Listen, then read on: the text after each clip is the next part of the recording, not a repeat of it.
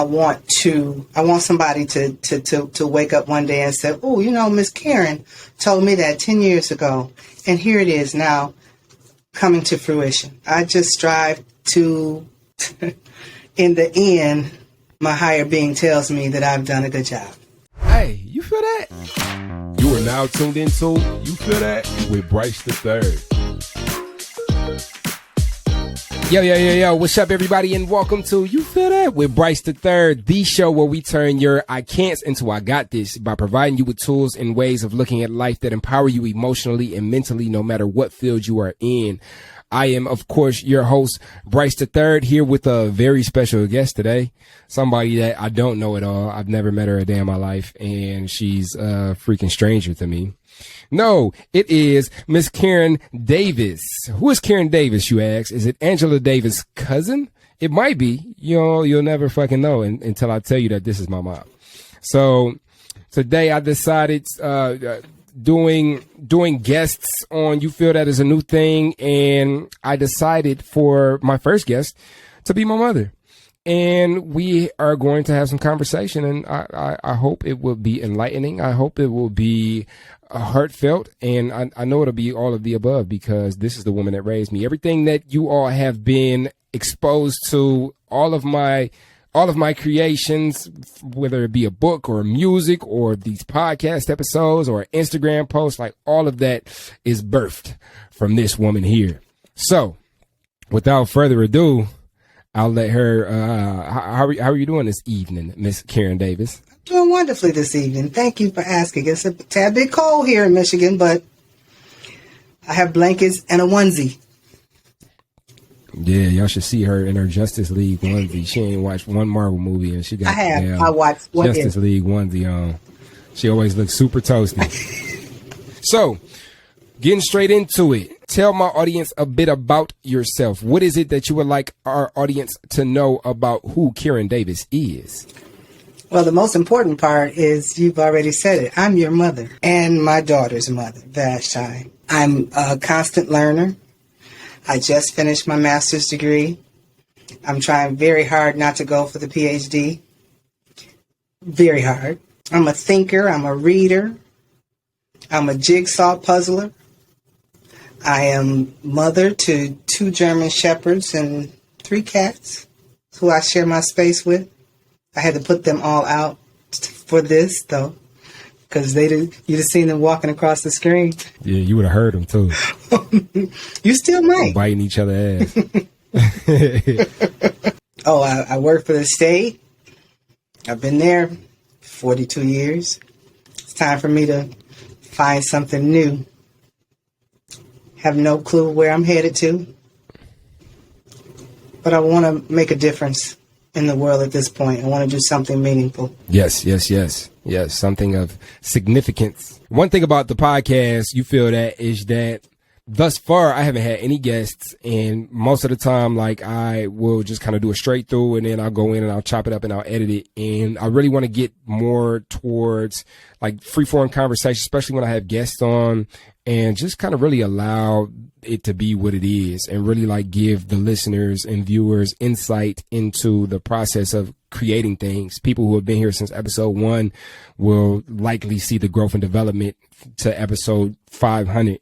But we're in it for the long run, and we're going to continue to make it happen. And we're going to continue to, put this effort in to make this show something that contributes significantly to people's lives, like that significance that you say that you seek. See how I brought it back together? Yeah, this is championship. Yeah. So my mom, guys, is a reference point for a lot of the stuff that we talk about here on You Feel That. When I first started You Feel That, I wanted to create a space where people who felt big emotions could come, feel expressed, and gain and pick up tools that they're able to apply to their own lives that help to empower them and not debilitate them.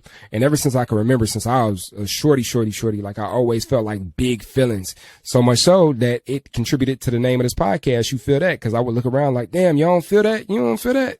So my mom, though, has always been like a big reference point for me and what it is to love and what it is to be cared for and what it is to care for other people. When I tell you, like, when I was growing up, I had all type of different people just living in the house with me. Like, who the fuck is this time? Like, and they would be there for like months on end. Like, yeah, you know, we live here now. Like, what the fuck is going on? Like, my mom would take in anybody. My mom that has a bleeding heart would help out anybody. You needed a pack of cigarettes. She got you. So she was always that reference point for it. Like right now, like I'm plotting on my daughter has crossing guards at school, and I thought about like taking them like hot drinks. Like, let me just grab like 4 teas and give them to all the crossing guards because it's cold as shit out here.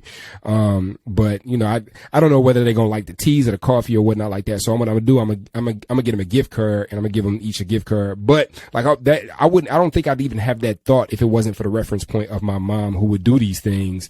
And I would look at my mom like damn, like, nobody else is doing that. Like, why did you do that? But like now growing up and having had experience in a world where it can get kind of chilly temperature wise, but spiritually as well. And to have that experience with somebody who actually sees you for a second, like, thank you for your service. Here goes a $5 gift card. I don't know your name, but I see you every day and I see the work that you put in and I appreciate you and I see you here. Take this.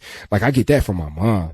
My mom gave me that reference point. So because my mom gave me a reference point for what love is, and this is a podcast about emotions, we gonna use this self-love edition for We Are Not Really Strangers pack, and we gonna pull a couple of cards, and I'm just gonna ask my mom the random questions that I pull, and we gonna allow her to give her answer to these questions. How does that sound, Miss Davis?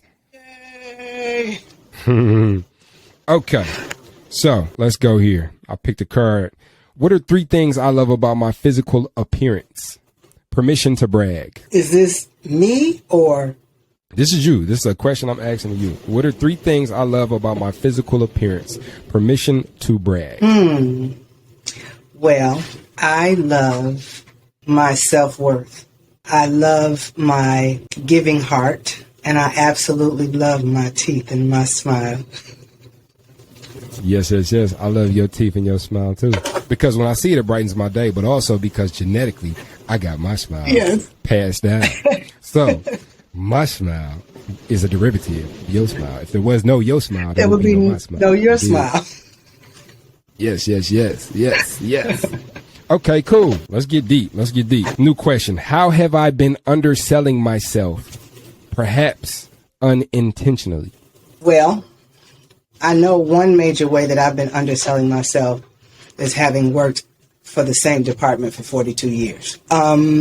They can't afford my gifts and my abilities. I am not utilizing my skill set, which is why in looking for something else to ride out my working career, I want it to be something meaningful. I don't know. I haven't given it a lot of thought yet into which direction that I want to go. Is it going to be working with alternative programs for girls? Is it going to be working with the homeless vets? I'm just not sure which direction I want to go, but doing the same thing that I do right now every day. I'm good at what I do, but the same thing over and over I can do is standing on my head with my eyes closed and my hands tied behind my back. I want somebody to wake up one day and say, oh, Miss Karen told me that 10 years ago. And here it is now coming to fruition. I just strive to, in the end, my higher being tells me that I've done a good job. No, that's absolutely beautiful. How important do you think that it is that the work that we do has meaning? I think it's very important. The world is on a journey. The people in this world are on a journey. People in this life are on a journey. Some people don't know which direction to go. And if it becomes my responsibility or my duty to not force them, but to be able to lead them to the water and suggest why it would be a good thing to drink it. And if I succeed with one person, then I've had a successful life. Would I like it to be more? Absolutely. And I think I probably have touched more, but I'm not done. I'm not done yet. I know if you set your mind and your heart to something, you're going to knock it out. You're going to get it done for real. Yeah, that's for sure. I just haven't said it to anything yet. When was the last time I shared my truth, even though it felt risky? I don't share my truth with many because many that surround me don't possess the capacity. My truth is my vulnerability, and I don't like sharing my vulnerabilities with people that can use it against me. So the truths that I share, honestly and truly, are with my children, because they will accept me for who I am. And that may be a down point, but that's my reality. I don't talk a lot about my life or my vulnerabilities. So, and I kind of want to magnify this, because if our truth is our vulnerability, and our truth is really part of our expression, and I've just come to find in the little time that I've been here that expression is what creates a fulfilled life. When I feel expressed, I feel fulfilled. When I feel understood, I feel fulfilled. So what do you think for you would create an environment that would allow for you to be vulnerable 100% of the time? I don't know that one exists that would allow me to be vulnerable 100% of the time. I am the rock for a lot of people. I don't really even see that being a possibility. Well, you know how we talk here on You Feel That, the world that we believe exists is the world that exists. There's 7 billion different people on the planet, so each one of those people has their own reality. And when we say things like I don't believe that exists, then I mean that's the truth. But is that what you would want to exist? Is that the world you want to live in? Is that your desired reality? Are you okay with that? How's that working for you? I'm okay with that. I'm okay with that. There are times when I need to break down emotionally, and I'm okay with how I choose to do that. I can break down emotionally watching a movie. I can break down emotionally listening to some music. And when I do that, my soul is actually cleansed. And I can get up the next day and continue on my journey, and I'm happy about it. So let's zoom in on a breakdown. Is this breakdown, like the word breakdown that you use? Because I have my own definition of breakdowns, because I've had a few this year, maybe two big ones. Mm-hmm. But from what I'm hearing that you're sharing, watching a movie or listening to some music, that seems more like catharsis, where it's like, okay, I have this pent up energy and maybe I just need to cry. So maybe I'll watch a sad movie and I'll get this crying out, or maybe I'll listen to a song and that'll flow. Now, is this a cathartic action, or are you actually addressing the thing that needs to come out, the specific thing that needs to come out? That's funny that you say that, because yes, that is one of my tools when I become full. That is one of my tools that I'll utilize to release some of those pressures. But I really did have a breakdown. It was early on. It was during the Jill Scott, Erykah Badu verses. And good verses. Yes. By the way. Well, both of them are top favorite artists in my life.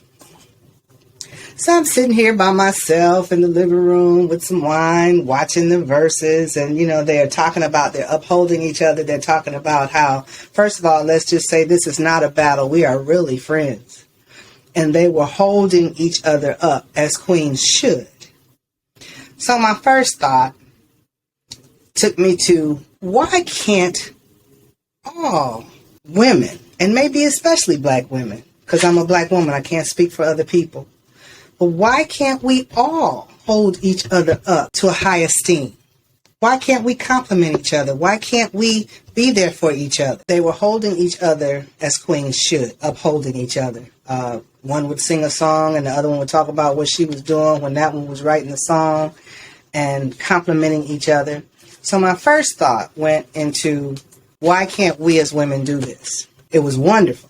And so I was feeling, pretty good, kind of emotional, but pretty good, because people that I know don't always uphold each other. Women that I know don't always uphold each other. But then my thought process slipped into, the state of the world. The pandemic at that time was really going on, and it got away from me. The only thing that I could do at that point was get out a good cry. And if I'm not mistaken, I believe you called me during that cry. I answered the phone so you would know that I was okay. But I was like, I can't talk right now. I'm going back. And it was an ugly cry.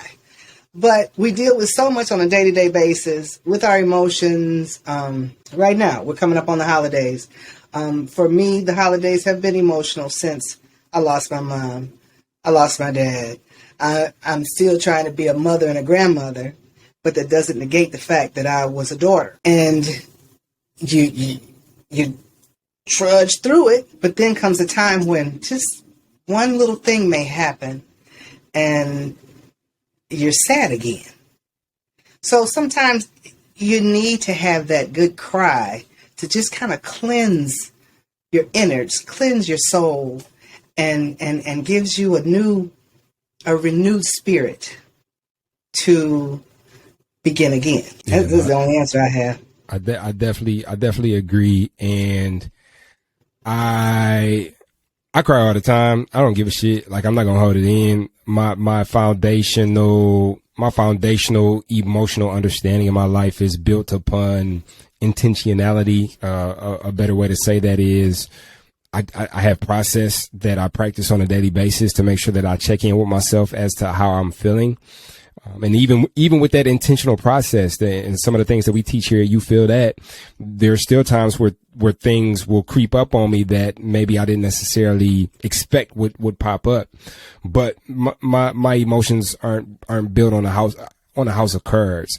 And what can end up happening when we build our emotional relationship on a house of cards is anything can happen, and it can trigger an emotional reaction that we weren't necessarily expecting. Like, whether it be a flood of tears, whether it be anger. Some people deal with anger issues, anger out of nowhere. Then after they tear up everything and they black out, they look back at the circumstance like, damn, I did all that. I didn't mean to do that. Like, where did that come from? And I know somebody else who's related to me who holds it all in. And then when it snaps, it's like, and then afterwards, it's like, oh shit, I didn't mean to do any of that. But it's because you don't really look at yourself on a daily basis and take inventory as to the things that might be building up on you. And we can only give that which we possess. So if we don't look at ourselves, if we don't look at the things that may be bothering us, that we may be holding, if we don't get around supportive community and find a place where we can be expressed, like, it'll be a moment where it's like, damn, like, the whole weight of the world is on my shoulders right now. And I feel like I'm supposed to be this rock. And I guess this is the time. It's a public platform, but I do want to tell you, like, you don't have to be a rock all the time. Like, you can be, what's the opposite of a rock? I don't fucking know. Like, you could be water. You could be another element. You don't always have to be a rock. And I think that I can kind of embody that as well, where it's like, I got so much going on. I can feel like, oh, it's on me to make this thing happen. Oh, especially when I'm an innovator and I'm an entrepreneur and I'm a creative and I see all these things happening before they happen, and I got to make them happen, and I got to do this and do that. But it's like, when we take on all that responsibility, we really rob people of the opportunity to be there for us. Like, we rob people of the experience of being able to be there in support of us. And the couple of breakdowns that I've had have been a little bit, always default to this word insidious, but insidious is not the word that I'm thinking of. It's like, it's the word that means it's intricate, but it's not necessarily intricate. It's like interwoven. It was hard to know that this shit was coming. And then when it came, like, I had to let it come. It was a breakdown, like a shaking, crying, like, didn't know who to call ass breakdown, but I had to let it come and process for me to get on the other side of it and see it as the breakthrough that it really was. Because that's what our emotions will do. They'll show up in a way that it's like, oh, you've been ignoring me. And then they'll show up and they'll shake and rattle us in a way that's like, oh, like, pay attention to these things. Just like if we put our hand on the stove and it burns, it's good for us to move our hand away from the stove. If we ignore the pain that the burn gives us, then we're not acting in alignment with our wellness. So, yeah. Can I say something? Go ahead. No. You literally did that. Man, you gonna put me on blast? So we doing childhood story shit on the podcast. So was she speaking of? You speaking of a time where I went down south with her mom, my granny, and her husband, Papa Paul, and that was back in the day where everything was different. It was a different world. People were smoking on planes. You could smoke wherever. So every car came equipped with like 4 cigarette lighters. Like every passenger in the car was definitely a smoker. And I decided to put my finger on the hot part of, the little push-in lighters. Like I pulled that lighter out and it was orange, and I decided to put my finger on the orange part of that lighter, and it was terrible. So maybe that's why I use the finger on the or hand on the stove analogy so much, because I literally put my finger on a cigarette lighter. Thanks for putting me on blast, Mom. I'm just saying, that's bought wisdom. Yeah. So these days we like to borrow wisdom a little bit more than we buy it. Well, and hopefully, true, but you bought that. Oh yeah, I bought that shit. So everybody listening, you can borrow that. Don't put your hand on don't put your finger on a cigarette lighter. So cars don't even come with cigarette lighters nowadays. Boom. Next question. Sometimes I forget how good I am at blank. Right now, I would have to say cooking, because I don't cook a lot anymore. But when I do cook, it's good to me. Like, wow, you need to cook more. But why? It's just me. So unless I get those requests, then I don't cook more. I don't like frozen food. So if I cook a big pot, I'm not going to eat it. All right, cooking. Okay. All right. So next question.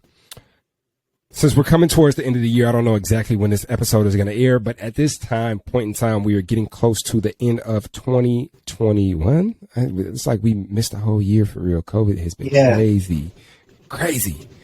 But this question is appropriate in asking, what's the biggest improvement I've seen in myself this past year?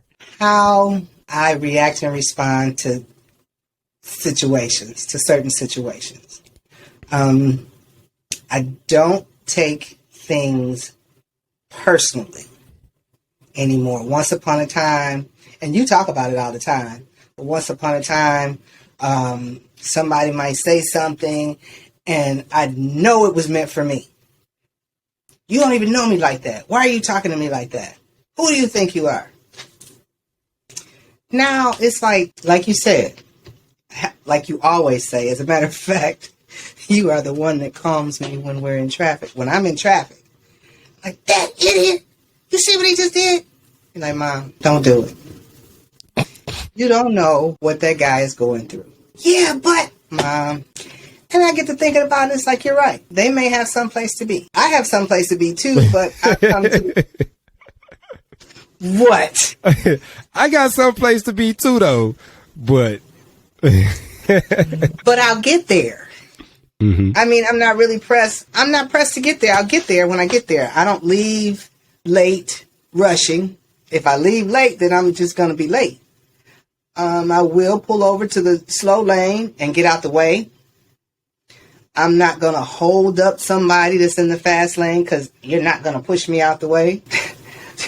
I talked to a girlfriend the other day who says that she just won't move. I'm telling you, I left work and I must have flipped off 10 people before I got home. I said, do you know that could be grounds for somebody shooting? They shoot on the freeway nowadays. Slide your behind over and get out the way. Yeah, my daughters tell me that all the time. Okay, I'll think about it. She's the one that wants to be upset. And I'm trying to tell her what my son is teaching me. It's not that important. Yeah. So I have applied that in other aspects of my life. How so? And I see progress. And I'm older, mature, more ripe. All right, so we'll piggyback off of that segue. I think that's a perfect segue to this next question. How has my confidence increased with age? I don't lack confidence at all. She can I, before you even finish, she does not lack confidence. She never has. She has been, so sometimes I'll put on like different costumes when I move around on this earth, and just pretend like within inside of me that I'm somebody else so I can borrow their energy. And when I think about like talking to people that I don't know or I've never met, like I just channel my mom for real. I put my mom costume on because she that has no lacking confidence. But okay, continue. Okay, well, thanks for that testimonial, because I don't. Funny story. When Barack Obama was president, we were talking about something at the job, and I said, the director of our department, which was a man, but just a man. So I talked to him about something. He was retiring, and I wanted to give him a coffee down here, and everybody was like, he just pulled out his phone and gave you a date? I was like, yeah, he's just a man. So next day or so, there was a press conference about some situations going on about ISIS. And the president used the terminology ISIL. I had never heard it. And I felt some type of way, because I felt that the people prepping him allowed him to say ISIL. I had never heard it before. So I went to work and I blew out an email that morning. Didn't even think about it. I was like, what is ISIL? I've never heard of it. Why do you all have my president saying the wrong words? Blah, blah, blah, blah, blah. So I was riding to work one morning talking to my cousin. And I said, I don't care who they are. They could be the president, the director of this department, or the president of the United States. Respectfully, I'm going to address you.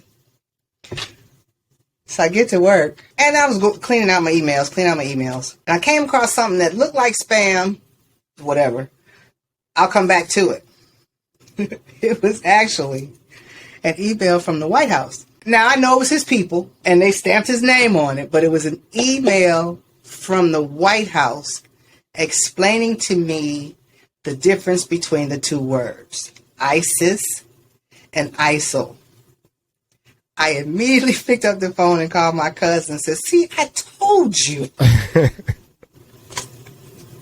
It's just the way to do it. Respectfully, of course, but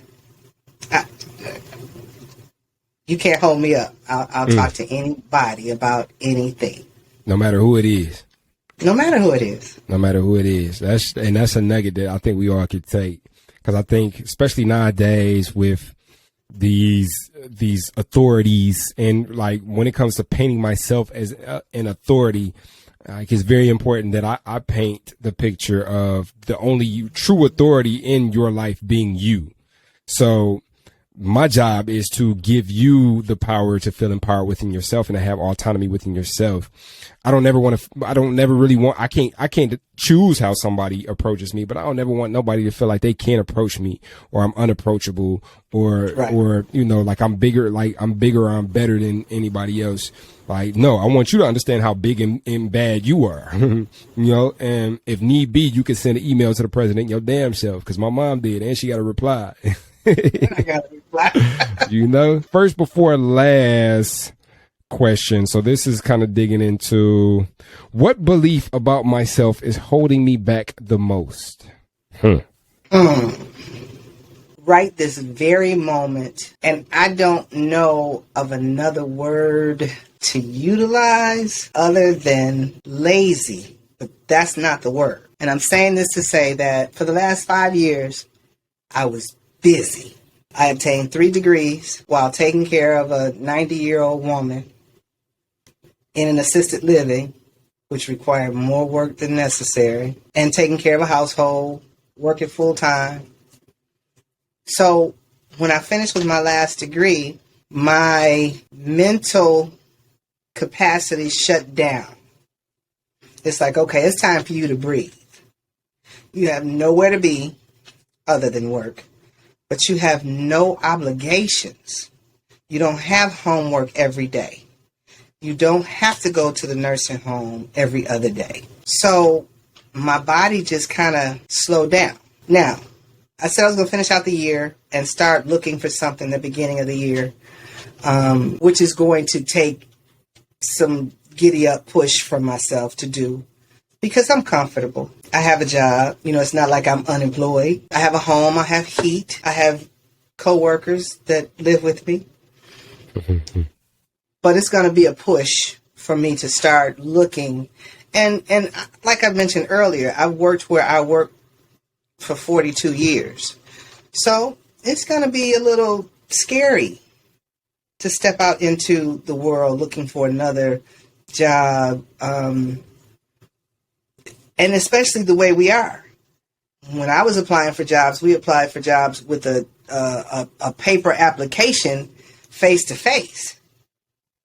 Now everything is electronic and you got to sell yourself with that piece of paper. So that's a little bit frightening. Okay. So the second half of that card. So the first half of that card is what belief about myself is holding me back the most. The second part of that card is replace with a positive affirmation. So the affirmation that I drew up for you, and affirmations are weird in the way to where like they have to resonate with us. They have to resonate with our spirit. So this could be a blueprint for an affirmation that you can carry with you as you continue to move. But an affirmation that I drew up for you is I am not scared to step out into the world and cultivate new opportunity. How does that sound? How does that feel when you hear that? It sounds great. It sounds like something that I would have said. So say it with me. I am not scared. I am not scared to step out into the world. To step out into the world. And cultivate new opportunity. And cultivate new opportunity. You know what you just did? You just cast a spell. And now it's in your aura, it's in your essence, and that fear is whoosh, whoosh, it's out of there. It's out of there. So of course it's a practice, but what I believe this card is doing, you know, what is bringing to our attention, getting us intentional about what it is that we feel may be holding us back, because that was the first thing that came to your mind. And so, you know, that's been a hindrance. So, and to replace that story with a story that serves us and empowers us, you know, so, I'll be texting this to you after we get off this podcast. You will. So you can say it to yourself in the mirror on a daily basis. So you can do what it is. Next time you come over, it's going to be on the mirror. Yeah, you can't be out here just free-handedly, willy-nilly sending presidents emails and not giving a shit in that aspect. But then it was struck with fear when it comes to chasing your own opportunity. We can't have that. There's a misalignment there. So I think this has been a fruitful conversation. I think this has been cool. It's definitely not the last time I want to have you on the podcast. I'm pretty sure my listener base will enjoy this episode. I know we touched on quite a few things that may enrich the soul, may help with emotional development, may help to empower somebody else. And before we get out of here, I want to ask, what is some of the best advice you've ever received in your life? That's a big ass question. It is.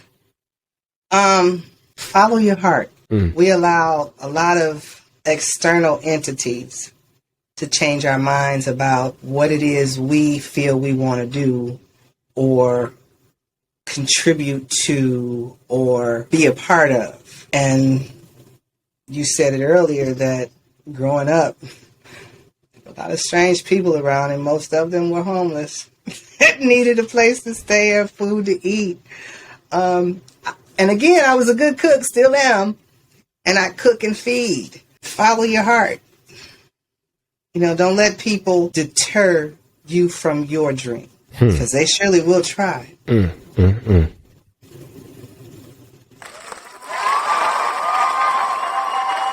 Y'all give it up. Y'all give it up for that nugget of wisdom. I can definitely get on board with that. Yes.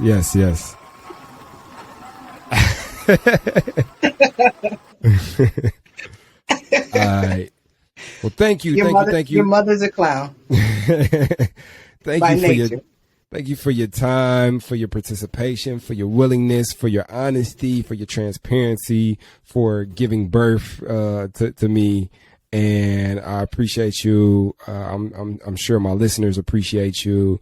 And yeah, thank you. Thank you for being here with us at the You Feel That community in the Feel Fam. Thank you. Well, thank you for having me. I enjoyed it. I hope you ask me back. And let me just finish with when I get off of this, I'm going to have a good cry tonight because I'm feeling emotional. What I see in you, I'm so very proud of.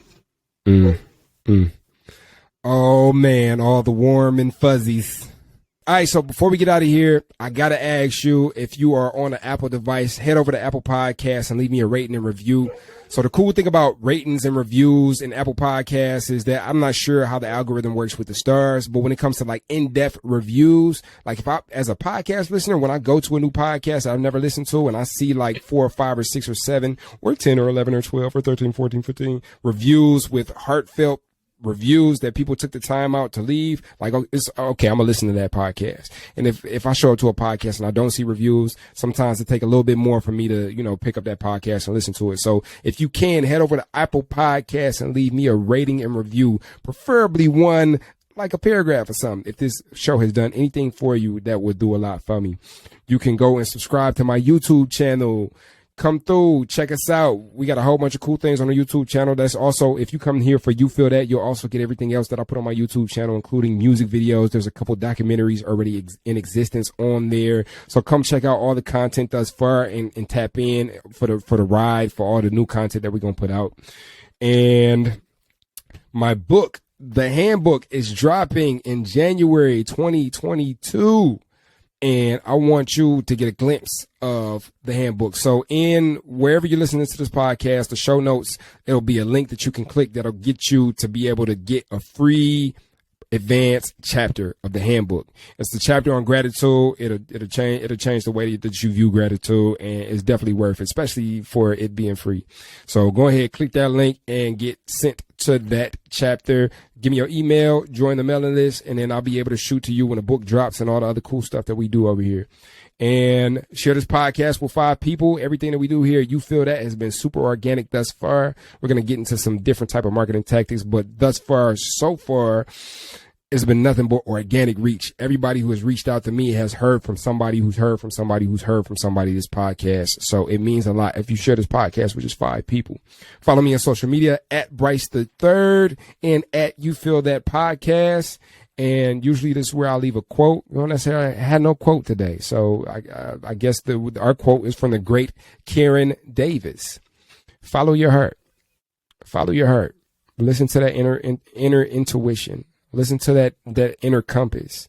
And if that relationship that you have with that inner compass is a little rusty, we can start to add some warmth, add some guidance to the inner compass by beginning today, because today is the most important day that you'll ever experience. Thank you for tuning in, and we'll see you next time on You Feel That with Bryce the Third.